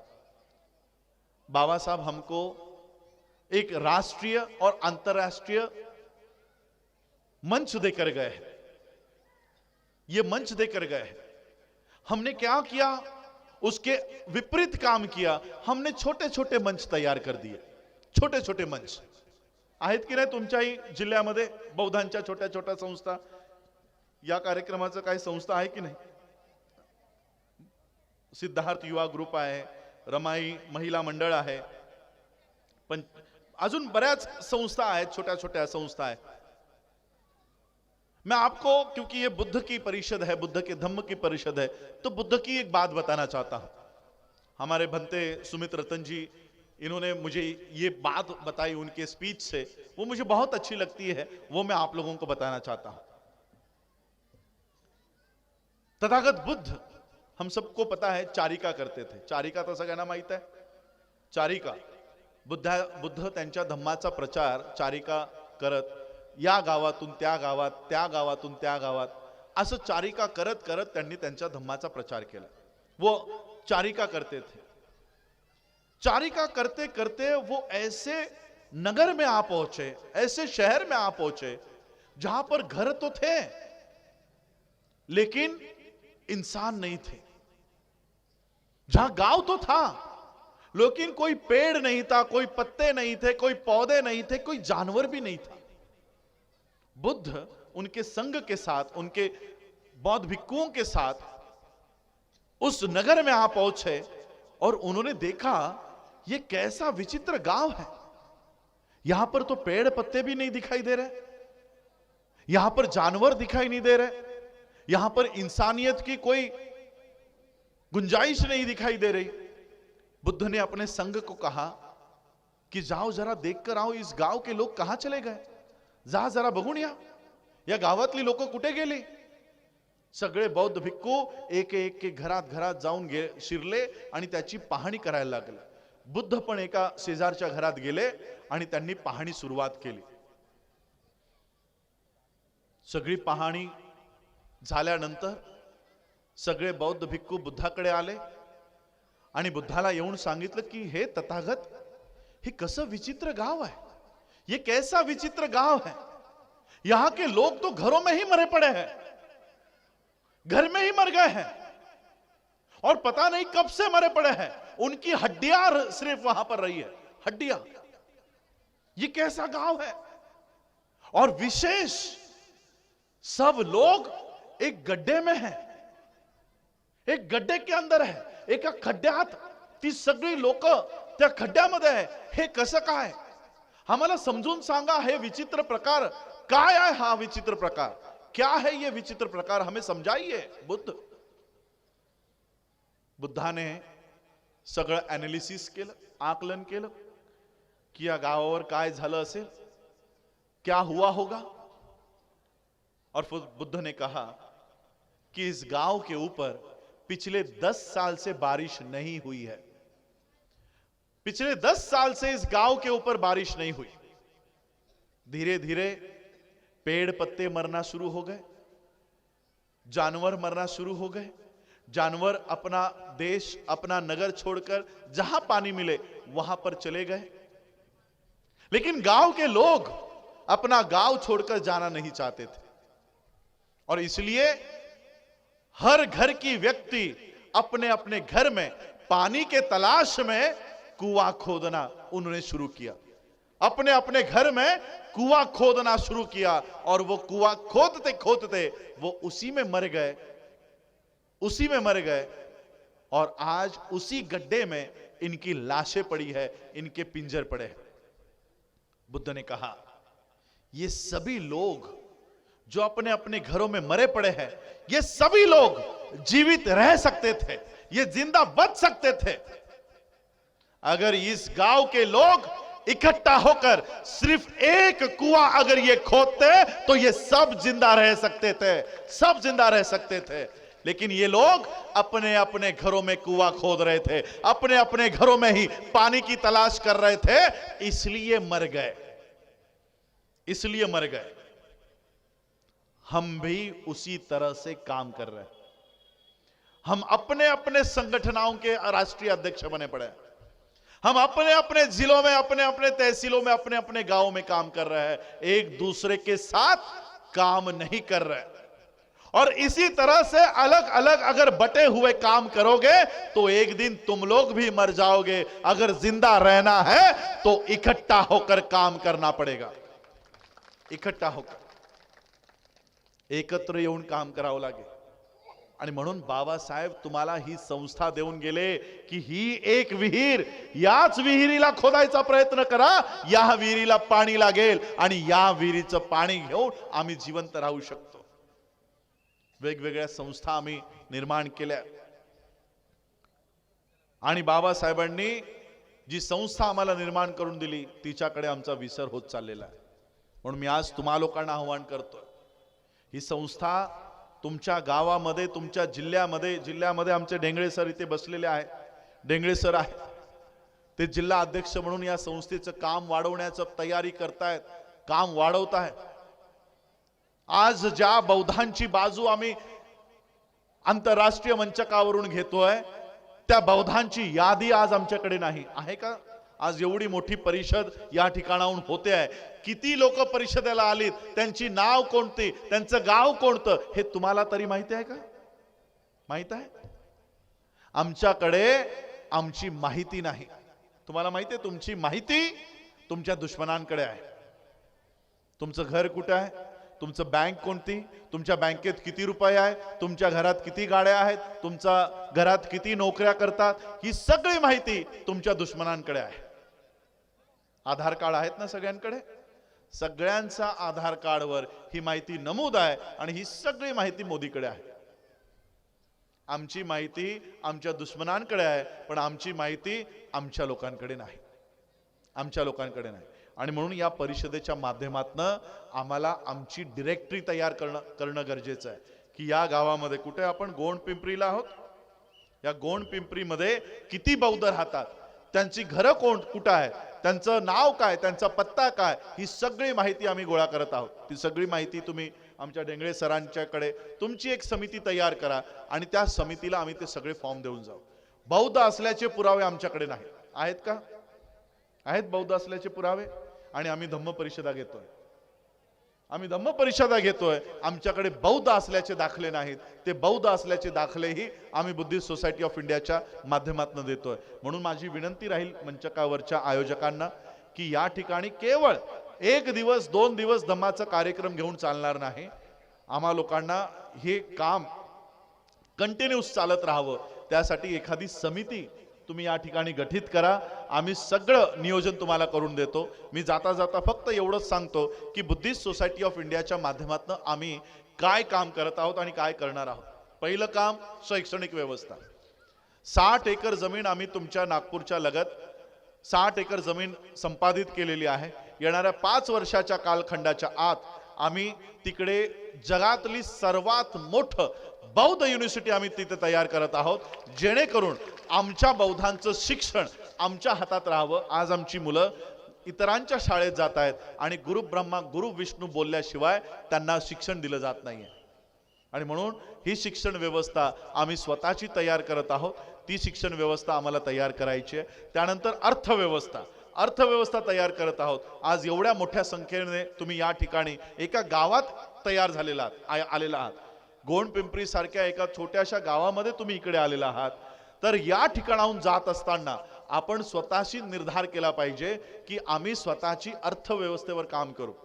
बाबासाहेबांचा सहकार कायदा मी तुम्हाला सांगितला, ज्याचा सगळ्यात मोठा वापर शरद पवारांनी केला. अजून एक वर्ग आहे ज्यांनी स्वतः या कायद्याचा वापर केला. सारस्वत बँकेचं नाव ऐकलंय? सारस्वत बँक ही सहकार कायद्याने स्थापन झालेली बँक आहे. बाबासाहेबांनी जो कायदा तयार केला त्या कायद्यावर ही बँक उभी झाली. 1914ला या लोकांनी एकत्रित येऊन ही बँक तयार केली. आज ती बँक 58 देशात आहे. 58. किती टक्के लोक आहेत माहिती आहे? सारस्वत ब्राह्मण 3.5% आहेत. त्याच्यातलं सारस्वत एक उपजात आहे. त्यांनी एकत्र येऊन त्यांची एक बँक तयार केली. 1% लोकांनी एकत्रित येऊन त्यांची एक बँक तयार केली. आज ती बँक 58 देशात आहे. आम्हाला कोणी रोखलं होतं? बोलले का ब्राह्मण तुम्ही करू नका? आणि म्हणून आज त्यांनी 1914ला सुरू केली. आम्ही आज 2022 मध्ये आहोत. जवळपास 104 वर्ष आम्ही मागे आहोत. 104 वर्ष मागे आहोत. 14 आणि 22 मला वाटतं 104 पण नाही, 108-10 वर्ष आम्ही 114 वर्ष मागे आहोत. एवढं आम्ही मागे आहोत. आणि म्हणून ती बँकेची निर्मिती आम्ही सुरू केलेली आहे. जिल्हा निहाय आम्ही त्या बँक तयार करत आहोत. आणि जेणेकरून 4000 लोकांनी, बाबासाहेबांनी काय सांगितलं, आमच्याकडे 1 कोटी रुपये नाही तुम्हाला द्यायला, सरकारला द्यायला, रजिस्ट्रारला द्यायला 1 कोटी रुपये लागतात बँकेची निर्मिती करायला, पण आमच्याकडे 1 कोटी रुपये नाही. म्हणून बाबासाहेबांनी कायदा केला की 4000 लोकांनी 2,500 हजार रुपये गोळा करा आणि सरकारला ते द्या. सरकार तुम्हाला त्याच्या बदल्यात 100 कोटी रुपये देईल. 100 कोटी. आता आपण इथून जाणार आहात. तुम्ही उद्या इथे याल, कार्यक्रम बघाल आणि दुसऱ्या दिवशी इथे काहीच दिसणार नाही. काय उपयोगाची ही धम्मपरिषद? म्हणून मी आज तुम्हाला एक विजन देऊन जातो. 4000 लोक या जिल्ह्यात एकत्रित या. 4000 लोक, 2,500 रुपये देणारे. मलाही नाही द्यायचे, संस्थेलाही नाही द्यायचे. तुमचे 2,500 रुपये तुमच्याच नावासमोर कायमचे राहतील. 2,500 रुपये. काय महिन्याला आपण 2,500 रुपये देऊ शकत नाही? याचा परिणाम काय होईल माहित आहे? याचा परिणाम हा होईल, 2,500 रुपये 4,000 लोकांनी काढल्यानंतर तुमची जिल्हा बँकेची स्थापना होईल. 1 कोटी रुपये आम्ही आमच्या अकाउंट मध्ये दाखवल्या जिल्हा मध्यवर्ती बँकेला तुम्हाला 100 कोटी रुपये देणं भाग आहे. 100 कोटी रुपये देणं. हे 100 कोटी रुपयाचं वितरण या 4000 लोकांची अर्थव्यवस्था उभी करण्यासाठी आम्ही करू. म्हणजे त्यांना आर्थिक लोन, त्यांना बिझनेस लोन, त्यांना एज्युकेशन लोन, त्यांना हाऊसिंग लोन, या 4000 लोकांना त्या पद्धतीने हे लोन देण्याचं काम होईल. नोकऱ्या आज संपुष्टात आलेल्या आहेत. व्यवसाय आम्हाला उभा करण्यासाठी आमच्याकडे पैसे नाही. हे पैसे तुम्हीच तुमच्या पैशावर उभी करू शकता. गोंडपिंपरीतून 100 लोक तयार करा 2,500 रुपये देणारे. अख्ख्या जिल्ह्यातून आम्ही हे काम तयार करू. 3 वर्षात ही बँक राज्य आणि राष्ट्रीय पातळीला जाईल. हीच बँक जी ब्राह्मणांना 104 वर्षानंतर 58 देशात गेली, ही बँक आम्ही 10 वर्षात 17 ते 18 देशात घेऊन जाऊ शकतो. एवढी लोक आज आमच्याकडे आहेत. एवढी लोक आमच्याकडे आहेत. फक्त तुम्हा लोकांना त्या दिशेने जाणं गरजेचं आहे. त्या दिशेने जाणं गरजेचं आहे. आजपर्यंत आमच्या कोणत्याही नेत्याने आम्हाला ही माहिती दिली नाही. कोणत्याही नेत्याने दिली नाही. आमच्याकडनं 1-1 लाख 2-2 लाख रुपये घेऊन जाताय। तुम्ही आता विहाराला 55,000 देणार आहात, ते 55,000 मला वाटतं 10-15 लोकांना द्या आणि त्यांना सांगा 2,500 रुपये भरा आणि स्वतःची बँक तयार करा, स्वतःची बँक तयार करा। ज्या दिवशी तुमची अर्थव्यवस्था उभी राहील त्या दिवशी तुमचं विहार तुमच्या पैशावर निशुल्क उभा राहील, तुमची मूर्ती तुमचं रूप तुमच्या स्वतःच्या पैशावर उभं राहील। तुम्हाला कोणत्याही अभिनेत्याकडनं मूर्ती घ्यायची गरज लागणार नाही आणि जो पैसा देतो तो आदेशही देतो, जो पैसा देईल तो आदेशही देईल। आणि म्हणून हे पैसे 1 कोटी रुपये आम्हाला अनेक राजकीय नेते द्यायला तयार आहेत। आज जर त्यांचे पैसे घेतले तर उद्या त्यांच्या आदेशावर काम करावं लागेल, त्यांच्या आदेशावर काम करावं लागेल। आणि म्हणून आम्ही निर्णय घेतलाय, आम्ही राजकीय लोकांच्या आदेशावर नाही, आमच्या समाजाच्या आदेशावर काम करू। पैसाही समाजाचा असेल आणि आदेशही समाजाचा असेल, त्या पद्धतीने आपण काम करू। बौद्ध परिषद या ठिकाणी आपण आयोजित केलेली आहे। मी तर तसंही तुम्हाला सांगितलं की आम्ही जे बौद्ध आहोत हे 22 प्रतिज्ञावर आधारित असलेले बौद्ध आहोत, 22 प्रतिज्ञेवर आधारित असलेले। आणि म्हणून मी तुम्हाला जाता जाता विनंती करणार आहे, खरे बौद्ध ज्यांना खरे स्वतः जे बौद्ध समजतात स्वतःला, त्यांना मी विनंती करणार आहे की ज्यांना बाबासाहेब आंबेडकरांच्या 22 प्रतिज्ञा त्याचा उच्चार करायचा आहे त्यांनी उभं राहा आणि बाबासाहेबांनी दाखवलेला जो बुद्धिझम आहे त्याच्यावर आपल्याला चालायचं। म्हणून मी 22 प्रतिज्ञा या ठिकाणी हिंदीमध्ये, ज्या 22 प्रतिज्ञाने देशामध्ये एवढी खळबळ माजवली, त्या 22 प्रतिज्ञा आपल्याला या ठिकाणाहून पुन्हा म्हणायच्या आहेत। मी तुम्हाला अजून एक सांगू इच्छितो, या 22 प्रतिज्ञा बाबासाहेब आंबेडकरांनी संविधान लागू झाल्यानंतर दिलेल्या आहेत। संविधान लागू होने के बाद बाबा साहब अंबेडकर जी ने 22 प्रतिज्ञा दी है। इसका मतलब ये 22 प्रतिज्ञा संविधान के दायरे में है, ये अनकॉन्स्टिट्यूशनल नहीं है। ये भारत सरकार ने doctor Ambedkar writing and speeches में छापी हुई है। अगर भारत सरकार इसको छाप सकती है तो हम बोल क्यों नहीं सकते? बोल सकते हो ना? तो बताइए आप बाबा साहब के सही में। मैं तो कहना चाहता हूं कि जो लोग आपको मूर्तियां दे रहे हैं उनके हिसाब से पहले तो उससे 22 प्रतिज्ञाओं पठन करवाओ। पहले 22 प्रतिज्ञा बोलो, फिर हम आपसे बुद्ध का रूप लेते हैं। तो चलिए बुद्ध 22 प्रतिज्ञाओं को दोहराते हैं। मेरे पीछे पीछे आप लोग दोहराइए, अपना हाथ आगे करिए और पूरे होश हवास में ये मेरे पीछे पीछे आप ये 22 प्रतिज्ञाओं का दोहरान कीजिए। मैं ब्रह्म विष्णु और महेश को ईश्वर नहीं मानूंगा और ना ही उनकी पूजा करूंगा। मैं राम और कृष्ण को ईश्वर नहीं मानूंगा और ना ही उनकी पूजा करूंगा। मैं गौरी गणपति आदि हिंदू धर्म के किसी भी देवी देवताओं को नहीं मानूंगा और ना ही उनकी पूजा करूंगा। ईश्वर ने अवतार लिया, इस पर मेरा विश्वास नहीं है। मैं ऐसा कभी नहीं मानूंगा कि तथागत बुद्ध विष्णु के अवतार है। ऐसे प्रचार को मैं पागलपन और झूठा प्रचार समझता हूं। मैं श्राद्ध पक्ष कभी नहीं करूंगा और न ही कभी पिंडदान करूंगा। मैं बुद्ध धम्म के विरुद्ध कभी कोई बात नहीं करूंगा। मैं कोई भी क्रियाकर्म ब्राह्मणों के हाथों से नहीं करवाऊंगा। मैं इस सिद्धांत को मानूंगा कि सभी मनुष्य एक समान है। मैं समता की स्थापना के लिए प्रयत्न करूंगा। मैं तथागत बुद्ध के अष्टांग मार्ग का पूरा पालन करूंगा। मैं तथागत बुद्ध के बताए हुए 10 पारमिताओं का पूरा पालन करूंगा। मैं प्राणी मात्रा पर दया रखूंगा और उनका लालन पालन करूंगा। मैं चोरी नहीं करूंगा, मैं झूठ नहीं बोलूंगा, मैं व्यभिचार नहीं करूंगा, मैं शराब नहीं पीऊंगा, मैं अपने जीवन को बुद्ध धम्म के 3 तत्वों के अर्थात ज्ञान, शील और करुणा पर ढालने का प्रयत्न करूंगा। मैं मनुष्य मात्रा की उन्नति के लिए हानिकारक और मनुष्य को ऊंच नीच मानने वाले अपने पुराने हिंदू धर्म का पूरी तरह से त्याग करता हूं और बुद्ध धम्म का स्वीकार करता हूं। मेरा ये पूर्ण विश्वास है कि तथागत बुद्ध का धम्म ही सही धम्म है।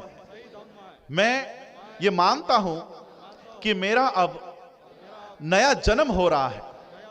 मैं ये पवित्र प्रतिज्ञा करता हूं कि आज से मैं बुद्ध धम्म के अनुसार आचरण करूंगा। डॉक्टर बाबा साहब अंबेडकर की, डॉक्टर बाबा साहब अंबेडकर की, डॉक्टर बाबा साहब अंबेडकर की। सब लोग अपने अपने जगह पर बैठ जाइए। मानव मानव एक समान, मानव मानव एक समान, मानव मानव एक समान। यही भारत की शान है, यही भारत की शान है, यही भारत की शान है। विजय असो, विजय असो।